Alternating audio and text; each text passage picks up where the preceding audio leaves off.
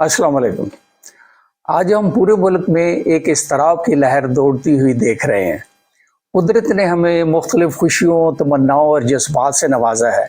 यही वजह है कि हम हर लम्हा दबाव के तहत ही रहते हैं। लेकिन हमें ये जानने की अशद ज़रूरत है कि दबाव कब हमारे दफ़ाई निज़ाम पे गलबा पाने वाला है। इसलिए ज़रूरी है कि हमें अलामात ज़ाहिर होने का पता चल जाना चाहिए, ताकि उससे पैदा होने वाले मसाइल से निपटा जा सके। इस सिलसिले में हम आज ज़हनी सेहत पर बात करेंगे, जिस पर आजकल इलेक्शन की वजह से बुरा असर पड़ रहा है। वतन अजीज़ में इलेक्शन की तैयारी ज़ोरों शोर से जारी है और एक अजीब सा इज़्तिराब है जो चार सू फैला है। जोश है मगर होश नहीं, और रियासत की पॉलिसियों की बिना पर लोगों में बेचैनी और हैजानी कैफियत है, और मुख्तलिफ ख्याल लोगों और अदारों में शदीद जहनी कशीदगी पाई जाती है। नफ़रतें अरूज पर हैं, और याद रखने की बात है ये नफ़रत एक अजाब है। ऐसी असाबी बेचैनी और जहनी दबाव एक दूसरे के लिए लाज़िम मलज़ूम है। एक जायज़े में डॉक्टर ने यह तस्लीम किया है कि तमाम जहनी और जिस्मानी बीमारियों का ताल्लुक बिलवास्ता या बिलावास्ता असाबी तनाव से होता है, और ये स्ट्रेस और स्ट्रेन जो आज मौजूद है बहुत ही ख़तरनाक है। और ये ना सिर्फ बुज़ुर्गों बड़ों में मौजूद है, बल्कि आम लोगों, घरेलू ख़वातीन, स्कूल, कॉलेज, यूनिवर्सिटी के तालिब इल्मों में सरायत कर गया है। नफ़रत, बदगुमानी घर घर में घर कर चुके हैं। ये सूरत हाल शायद नई भी नहीं, क्योंकि हर इलेक्शन के मौका पर बेहुदा ज़ुबान, तंज, गाली गलोच, लड़ाई झगड़े और दंगा फसाद होते रहते हैं। लेकिन इस बार सोशल मीडिया की फरावानी, नौजवान नस्ल की खूब आगाही, ताज़ा तरीन खबरों और तबसरों की बआसानी पहुँच ने एक ऐसा माहौल पैदा कर दिया जहाँ खिंचाव, हैजान, नाइतफाकी, हटदर्मी और बदमज़गी ने इंतहाई शदीद किस्म की नफ़रत को जन्म दिया है। मैं सियासी गुफ्तगू नहीं करना चाहता, सिर्फ इंसानी रवैयों की बात कर रहा हूँ। ऐसा लग रहा है पूरा मुल्क ही इज़्तिराब के तूफान में घिरा हुआ है। शदीद तरीन बहरान का पेश खैमा बनता जा रहा है। एक घुटन चार सू फैल गई है। लोग आपे से बाहर हो रहे हैं, एक दूसरे को सुनने को तैयार नहीं, ख़ानदानी इख्तलाफात पैदा हो गए हैं, आपस में तल्ख कलामी, रंजिशें इंतशार फैला रही है। दोस्तों और रिश्तेदारों में दूरियां बढ़ रही हैं, हत्ता कि बोलचाल भी बंद है। ये इंतहाई गौर तलब हकीकत है। इंसानी जिस्म और दिमाग एक हद तक ज़रूर इससे मुतासर होता है। इंसान को पता ही नहीं चलता कि वो असाबी तनाव और ज़हनी थकावट के एक ख़तरनाक मर्ज़ और अज़ाब में मुब्तला हो गया है। फिर क्या होता है? कुदरती तौर पर ज़हन इस हमले का मुकाबला करने के लिए तैयार हो जाता है, मगर आखिर मुसलसल दबाव और हैजानी कैफियत के बरकरार रहने से मुदाफ़ियाना क़ुव्वत खो देता है। ज़हन हथियार डाल देता है और बिलाखिर ज़ौफ़ कुव्वा यानी मुकम्मल ब्रेक डाउन और एग्ज़ॉशन हो जाता है।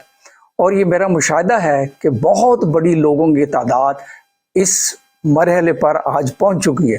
अब रुकिए और देखें कि क्या आप भी इसी अज़ाबी कैफियत से गुजर रहे हैं, कि आप पर भी गुस्सा, तशवीश, घबराहट, तनाव, चिड़चिड़ापन, कशीदापन ने आपको आस्ता आस्ता अपने घेरे में ले लिया है, और कुटते रहना ही आपकी ज़िंदगी का एक शिआर बन गया है। ये खुद एहतसाबी आपको बता देगी कि आप नहायत ख़तरनाक रूहानी, असाबी, ज़हनी, जिस्मानी मर्ज़ में मुब्तला हो चुके हैं। ये खिंचाव और चिड़चिड़ापन हकीकत में जिस्म के उन खुलियों को ख़त्म कर देता है जो हमला आवर के ख़िलाफ़ मुस्तैदी से वबाई अमराज की दफ़ा करते हैं। और ये आपको ना सिर्फ एक बीमारी की तरफ ले जाते हैं, बल्कि ये बहुत सारी बीमारियां आपको लपेट रही हैं, जैसे डिप्रेशन, बददिली, अफसुर्दगी, ब्लड प्रेशर, कल्बी अमराज, नींद में खलल, स्लीप इंसोम्निया, कैंसर, सोजिश वगैरह। ये सब बीमारियां आखिरकार हमें कब्ल अज़ वक्त कब्र के करीब ले जाती हैं। याद रखिए, हमारी ज़िंदगियों में सबसे अहम हमारी मुआशरती तल्लुकात है। हमारी फैमिली, हमारे रिश्तेदार, हमारे दोस्त और मिलने जुलने वाले, और उनको कायम रखने के लिए आपकी तंदुरुस्ती और आपकी सेहत सबसे अहम है। कोई ऐसा काम जो इन दोनों के लिए नुकसानदेह हो, तो हमें सोचना पड़ेगा کہ کیا ہم نے جن رویوں کو اختیار کیا ہوا ہے کیا واقعی وہ صحیح اور درست ہے۔ اس لیے رکیے، سوچئے، یہ الیکشن آپ کی زندگی اور موت کا مسئلہ نہیں ہے۔ اپنی رائے کو ہی ٹھیک جاننے کے لیے دوسروں کی بات سننے کو گوارا ہی نہ کرنا قطعی غلط ہے۔ کہتے ہیں جس کو میں کی ہوا لگی پھر اس نے نہ دوا لی نہ دعا لی۔ بحث ضرور کریں، اپنا موقف ضرور پیش کریں، مگر اطمینان سے، غصہ سے بحث کو نہیں جیتا جاتا، بلکہ صبر سے، دلیل سے اور وسائلت سے۔ قرآن میں بھی خدا نے تاکید کی ہے، اے پیغمبر آپ کا کام صرف صاف الفاظ میں پیغام دینا ہے، اگر وہ انکار کرتے ہیں تو ان کی ذمہ داری ہے اور آپ کی نہیں۔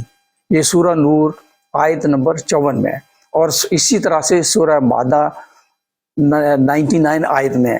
ایسے ہی سورہ عمران میں بھی آیت نمبر 159 میں خدا نے حضور کو کہا صلی اللہ علیہ وسلم کو، خدا کی مہربانی سے آپ نے اپنے مشرکین کے ساتھ نرمی اور ہمدردی سے بات کی، اگر آپ سخت دلی اور غصہ سے بات کرتے تو یہ آپ سے بھاگ جاتے۔ ایسے ہی حضرت موسیٰ اور حضرت ہارون کو ہدایت کی گئی جب انہوں نے فرعون سے بات کرنی تھی۔ اس لیے یاد رہے کہ ہماری سب سے بڑی نعمت ہمارے دل کی نرمی اور نرمی ہی ہے۔ یہ الیکشن ختم ہو جائیں گے اور پرانے سیاستدان پھر اپنی ڈگر پر چلنا شروع ہو جائیں گے۔ آپ کی زندگی میں جو آفت آئی ہے اس سے وہ بالکل بے پرواہ ہو جائیں گے۔ اس کے بعد بھی سیاسی کشمکش جاری رہے گی، مگر آپ نے اپنے رشتے دوستیاں قربان نہیں کرنی، باہمی محبت کو قائم دائم رکھنا ہے۔ انسانوں سے محبت ہی انسانیت کی معراج ہے، اسی معراج پر قائم رہیں۔ غصہ، نفرت، ترک مزاجی، چڑچڑاپن بہت برے عذاب ہیں، دوسروں کے لیے نہیں بلکہ اپنے لیے بھی۔ نفرت سے مہربان خدا آپ پر نامہربانی کرنا شروع کر دیتا ہے۔ اس لیے آپ خود ہی اپنے آپ کو ذہنی اور جسمانی تباہی میں غرق نہ کریں، اپنے آپ کو قابو میں رکھیں، رشتوں میں جڑے رہیں۔